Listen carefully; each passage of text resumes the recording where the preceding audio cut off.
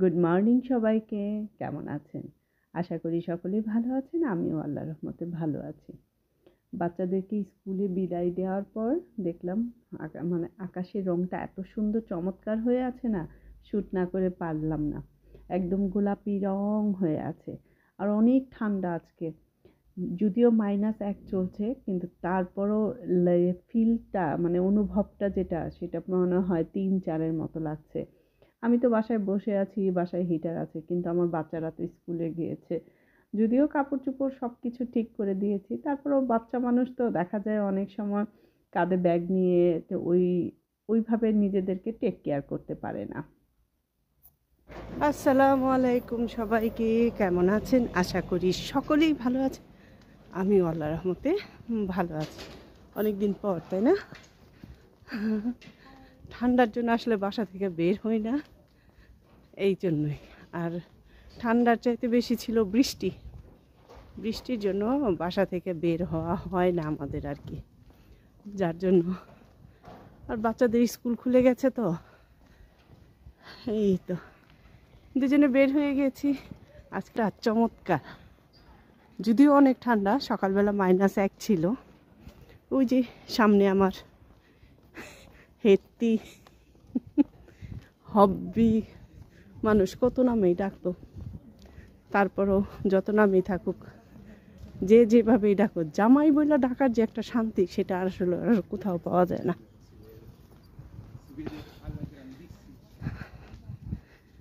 তো যাচ্ছি একটা জায়গায়, মিলানো যাচ্ছি। এই প্রথম একটা দোকানে, মার্কেটে যাচ্ছি।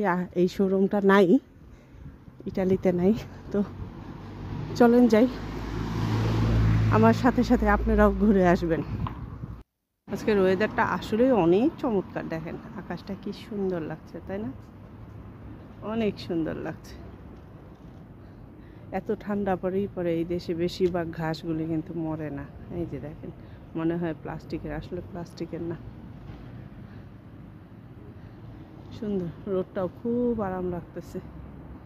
মনে হইতেছে যে শীতের দিনে রোদটা পোহায়, রোদ তাপায় না আর কি, রোদে বসে থাকলে আরাম লাগে।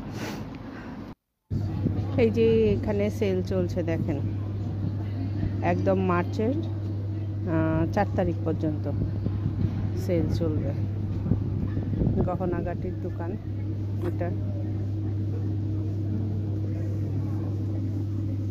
এটা সামনে গেলে এই যে এদিক দিয়ে না বাতাস আসে, যার জন্য দেখা যায় জুয়েলারিজ। শহর পরিষ্কার পরিচ্ছন্নতা চলছে, যে রাতের বেলা বিভিন্ন দোকান থেকে ময়লাগুলি রাখে, আর এইখানে ওরা এইগুলি সকালবেলা। এই তো হাঁটতে হাঁটতে চলে এসেছি, একদম ট্রেনেও উঠে পড়েছি। বেশিক্ষণ ওয়েট করতে হয়নি। ভালোই, কি ভালো বলতে কি, এখন আমাদের জন্য মিলানো সরাসরি যেতে গেলে, মেট্রো লাইন ধরতে গেলে আমাদের তো 1 স্টপেজ যেতে হয়। তো মেট্রো দিয়ে এই যে একদম দোমোতে চলে এসেছি। মিলানোর আর কোথাও এই শোরুমটা আছে কিনা জানি না, আমি অনলাইনে সার্চ দিয়ে দেখলাম শুধুমাত্র এইখানেই আছে। তো এই দোমো থেকে হাঁটা পথ, বেশিক্ষণ না। তাই চিন্তা করলাম যে চলো আমরা এইখান দিয়েই উঠি। অবশ্য নিজ দিয়ে খোঁজার চেষ্টা করা হয়নি যে, তা কিন্তু না। যারা মিলানবাসী আছে তারা তো কম বেশি জানে, বা আমি যেই শহরে মনসায় থাকি, এইখানে এখন পর্যন্ত এই মার্কেটে শোরুমটা হয়নি। এটা সাধারণত মনে হয়, যতদূর দেখেছি বিভিন্ন ব্লগে বা ভিডিওতে দেখেছি যে ইংল্যান্ডে এই মার্কেটের শোরুমটা আছে। তো ইটালিতে এর আগে ছিল কিনা আমার জানা নেই, না ছিলই না, শুনিনি। যাই হোক, এখন পিয়াসা দোমো থেকে হেঁটে যাব। এখান থেকে হাঁটতে বেশিক্ষণ না, 5 মিনিট হলেই হেঁটে যাওয়া যায়। ইচ্ছে করলে আমরা মেট্রোর নিচ দিয়েও যেতে পারতাম। তো যাই হোক, আমার ভিডিওটা যারা দেখছেন আর মিলানে থাকে কিংবা মনসায় যারা থাকে, তাদের জন্য আমি একটু ডিরেকশনটা বলে দিচ্ছি। দোমোর গির্জাটার ঠিক উল্টা দিকে যে ম্যাকডোনাল্ডসটা আছে, রাস্তাটা আমরা বাম দিক দিয়ে, ডান দিকে তো ম্যাকডোনাল্ডসটা, বাম দিক দিয়ে পার হয়ে বাম দিকেই যেতে থাকবো, ভিয়া তোরিনো। এই এই যে মেট্রোর এই গেটটা দিয়ে বা নিচ থেকে আমরা এদিক দিয়ে উঠলেও কিন্তু আমাদের জন্য খুবই তাড়াতাড়ি হতো। তো যাই হোক, সেটা তো হয়নি। তাই চিন্তা করলাম যে চলো আমরা হেঁটে হেঁটেই যাই। যাওয়ার সময় এদিক দিয়ে গিয়েছি।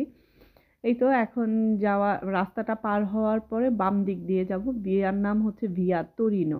আর ওহো, মার্কেটের নামটাই তো বলা হয়নি। মার্কেটের নামটা হচ্ছে প্রাইমার্ক। অনেকে প্রাইমার্ক বলে, অনেকে প্রিমার্ক বলে, যে যেটাই বলো, PRIMARK, প্রাইমার্ক। আমিও প্রাইমার্কই বলি। তো এখন যেহেতু সেল চলছে মার্কেটের, এই যে দেখেন, এই একদম সোজা এই রোডটা দিয়ে যেতেই থাকবো। আর দূর থেকেই দেখা যায় মার্কেটের নামটা সুন্দর করে ওরাও ওইভাবেই মার্কেটিংটা করেছে, পাবলিকের চোখে যেন পড়ে। সাইনবোর্ডটা ওইভাবেই দিয়েছে। তবে আশেপাশে যে দুই সাইডে যে দোকানগুলি না, সবগুলির মধ্যেই সেল চলছে এবং মোটামুটি সব ব্র্যান্ডেরই দোকান আছে। মিলান গেলে এই রোডটা দিয়ে গেলে কিন্তু মোটামুটি যাদের কেনাকাটার ইচ্ছে আছে বা ব্র্যান্ডেড জিনিস কেনার ইচ্ছা আছে, তারা ইচ্ছা করলে এই জায়গাটায় গেলেই সবই পাবেন। সেফোরা, ওবিএস, তারপর এটা কি বলে, কিকো, যেই শোরুমগুলো, এই শোরুমগুলি কিন্তু মনসাতেও আছে।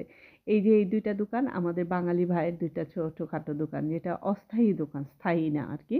কিন্তু তারপরেও সরকারকে কিন্তু এই জায়গাটায় বসতে গেলে, এই সব জায়গায় দোকান দিতে গেলে এইখানে সরকারের পারমিশন লাগবে, ট্যাক্স দিতে হবে, ভাড়া দিতে হবে।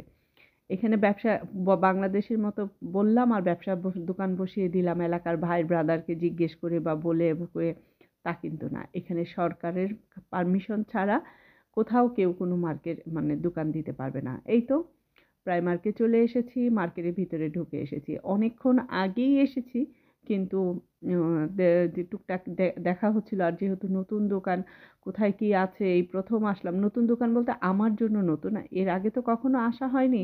তাই কোথায় কোন সেক্টরটা আছে সেইগুলি খুঁজছিলাম, দেখছিলাম। বাচ্চাদের জন্য টুকটাক কেনাকাটা করেছি। এখন যে দেখলাম যে চলো যাই তাহলে। টোটাল আর কি 5 তলা পর্যন্ত, নিচে 1 তলা আর উপরে হচ্ছে 3 তলা, আর মাঝখানে 0। যাই হোক, তো হোম ডেকোরেশনের যে জায়গাটায় দেখলাম, এইখানে গেলেই না মনটা ভালো হয়ে যায়। আর আমাদের গৃহিণীদের তো অবশ্যই, যারা এমন কোনো মেয়ে নাই যে হোম ডেকোরেশনের জিনিস, গহনার জিনিস, সাজুগুজুর জিনিস, এগুলি তো আমাদের মেয়ে মানুষের জন্মগত অধিকার, জন্মগত পছন্দ আমার কাছে, আমি মনে করি। তবে এই যে টমেটোর এই যে টিপটটা আমার কাছে খুবই ভালো লেগেছে। এই জায়গাটায় দেখলাম এদের থিমটা, মানে কেউ যদি কি বলে এটাকে, সেট করে নিতে চায়, খুব সুন্দর করে প্লেটও আছে, মগও আছে, সব কিছু। তবে বাচ্চাদের এই যে এইগুলি ওয়াটার পটগুলি দেখতে খুবই চমৎকার লাগছিল। দাম মোটামুটি রিজনেবল, খুব একটা বেশি আহামরি না।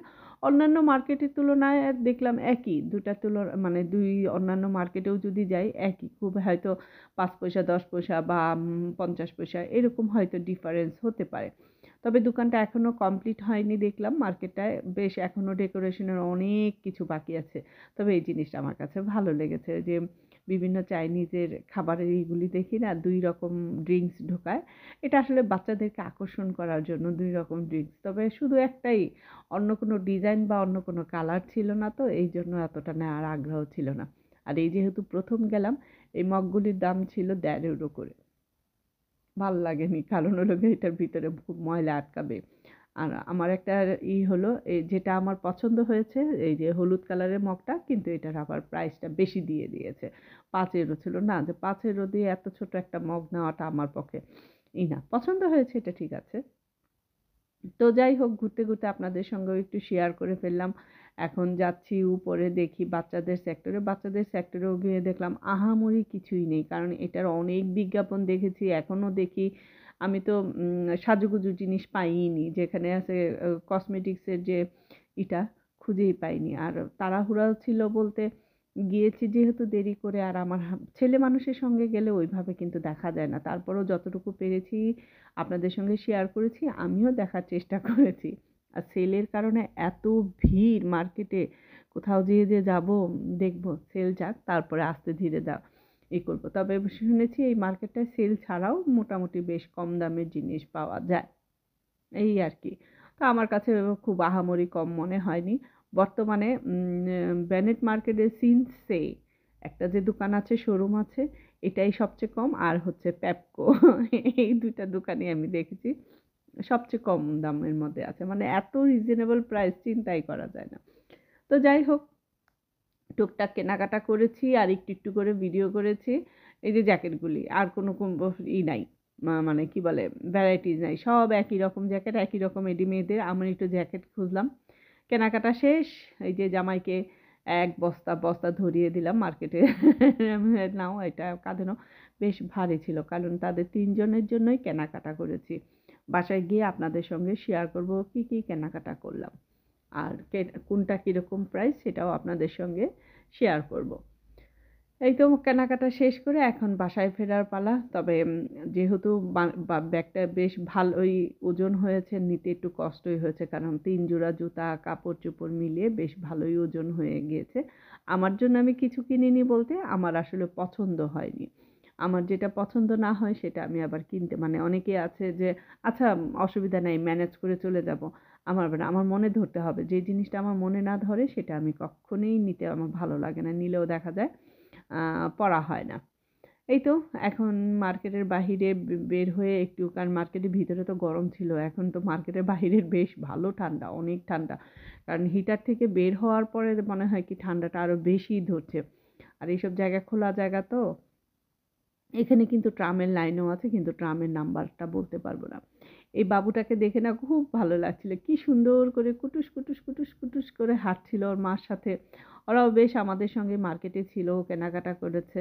আর কি ভালো লাগছে, মানে নতুন নতুন হাঁটা শিখেছে তো, অনেকক্ষণ মার্কেটের ভিতরে কিন্তু বসেছিল ওর ক্যারলের মধ্যে, স্ট্রলার আর কি, স্ট্রলারের মধ্যে বসেছিল। এখন দেখলাম যে সে মার সঙ্গে বসে হাঁটছে। হ্যাঁ, বাচ্চারা তো এরকমই কান্নাকাটি করবে, একবার একটু হাঁটবে। তবে এই বয়সটায় বাচ্চাদেরকে স্ট্রলারে বসিয়ে রাখা অনেক টাফ।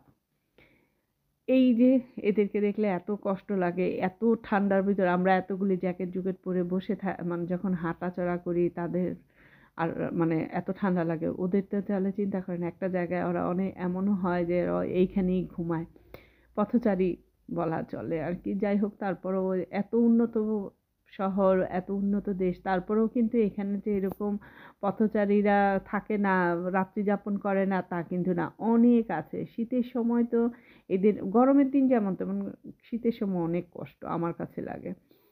এই যে আমরা মেট্রোর ওই যে সিঁড়িটা দিয়ে আগে দেখিয়েছিলাম, ওই সিঁড়ি দিয়েই নিচে নেমে গেলাম, একদম লম্বা রোড দিয়ে, মানে আমরা উপর দিয়ে হেঁটে গিয়েছি। আর মেট্রোর, কারণ হাঁটা তো সমানই হবে, এরকম না যে হাঁটা কম হবে, হাঁটা সমানই হবে। এই তো এখন টিকিট কেটে নিচ্ছি। আর এই সব মার্কেটের মানে মেট্রোর নিচে যে সোভিনিয়ারগুলি দেখতে বেশ ভালোই লাগে, খারাপ লাগে না, তাই না? আমার কাছে ভালো লাগে। যে কোনো জায়গায় গেলে মেট্রোর লাইনের নিচে বা স্টেশনে এরকম সোভিনিয়ারের দোকানগুলি অনেক আছে। দাঁড়িয়ে আছি কারণ সিঁড়ি দিয়ে নামতে নামতে একটা টিকিট, মানে একটা ট্রেন চলে গিয়েছে। মেট্রো থেকে উঠে আবার স্টেশনে দাঁড়িয়ে আছি। এখন বর্তমানে আমার শহর থেকে আর কি মিলানে যেতে গেলে যদি মেট্রো ধরি, মেট্রো ট্রেন না করে, তাহলে একটু বেশ ভালো কষ্ট হয়ে যায়। কারণ ওই স্টেশনটা না আসলে কনস্ট্রাকশনের কাজ চলছে, বেশ ভালো সুন্দর একদম আধুনিক করে ফেলবে। অনেকখানি সিঁড়ি দিয়ে উপরে উঠতে হয়, আবার হাঁটতে হয়, আবার নিচে নামতে হয়, মানে পথটা একটু ঘোরা পথ হয়ে যায়। এই তো স্টেশনের উপরে এখন যেহেতু দুপুর হয়ে গেছে, ক্ষুধা লেগেছে, খাবারের জন্য অপেক্ষা করছি। আজকে চিন্তা করলাম যে চলো একটা কাবাব থালির অর্ডার দিই। তো এই তো খাওয়া দাওয়া করে বাসায় চলে যাব। আবার দেখা হবে অন্য কোনো দিন, অন্য কোনো ভিডিওতে। আমাদের জন্য দোয়া করবেন। আল্লাহ হাফেজ।